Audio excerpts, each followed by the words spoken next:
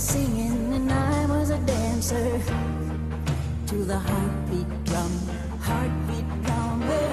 hey, oh, long summer nights, falling in love, don't ever wanna part, don't ever wanna say goodbye.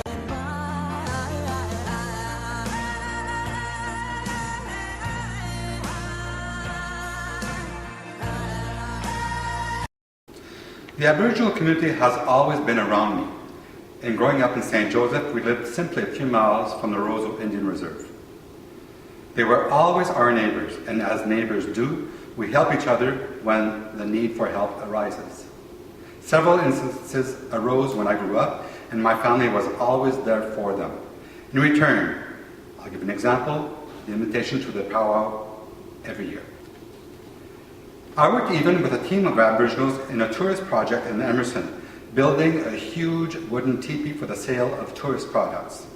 And we also built together a walking bridge in order to get to this teepee. When it was all said and done, the structure was beautiful. And the reason why a whitey, well, look at my pale skin, was with them is another story. But we worked well with each other and every day on this project until it was done. I became especially friends with an older gentleman called Frank. I drove him back to the reserve several times he didn't have a car. After a year after the project was done, my father took me aside when I came back from a weekend from university and told me that my buddy Frank was killed by his own son. This troubled me for the longest time, but also taught me about the troubles that were on the reserve at that time. I still miss my buddy Frank. He was a good man. In Winnipeg, I lived in Point Douglas for a period of time. Again, the Aboriginals were my neighbors and we treated each other as such. Rick and I are now living downtown, and again, the neighbor thing. It's so funny. When we first made the move to downtown, so many people said, "Mitch, be ready. You will be moving out of downtown within 4 years guaranteed," hinting prejudice. Well, we've been living here now for 8 years, and I have absolutely no intent in moving. The scenario closely resembles how I lived before. My partner, having been raised in the North End, and also Métis, has absolutely no problems living downtown. I actually love it. Downtown colors my world in all aspects. Even though the Aboriginal community has done great strides in the past years, the community still struggles with issues. Here's some of them. Life expectancy is 6.4 years lower than non-Aboriginals. Suicide 3 times the amount compared to non-Aboriginals. Overrepresentation in prisons. According to statistics, 80% of prisoners are Aboriginals. According to statistics, 90% of crimes have to do with money. So ladies and gentlemen, we're going to do the math. 80% of homeless are Aboriginals. The population now in Winnipeg for Aboriginals is about 80,000 people. The prediction for 2018 is 100,000. It is the fastest growing community in the city, and it has the highest population of youth compared to the other communities.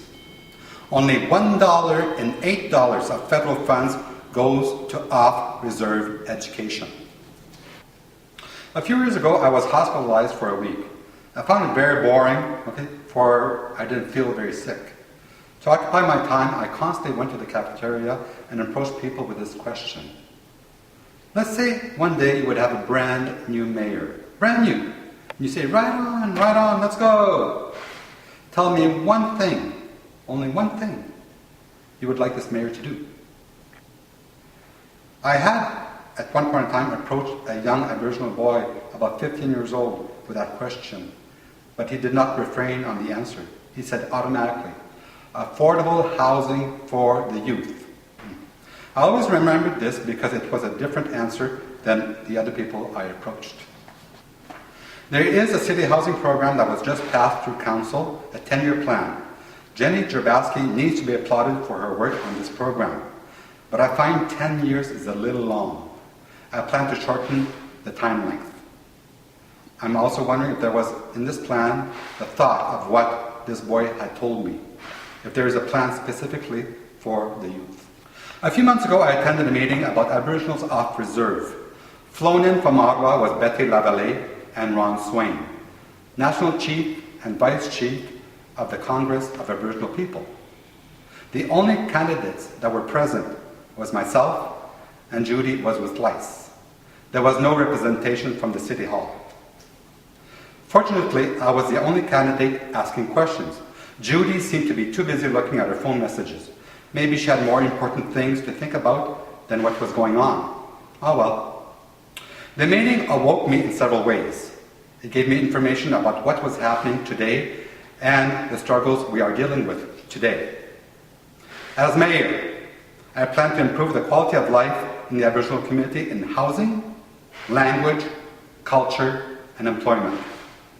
Together with my own experiences with the nation when I was young, my university courses in Native Studies, and my neighborhood that I live at the present time, we will build body and soul. The next part of this chapter, I will talk to you about employment. So off to the next part. I love you, Annie.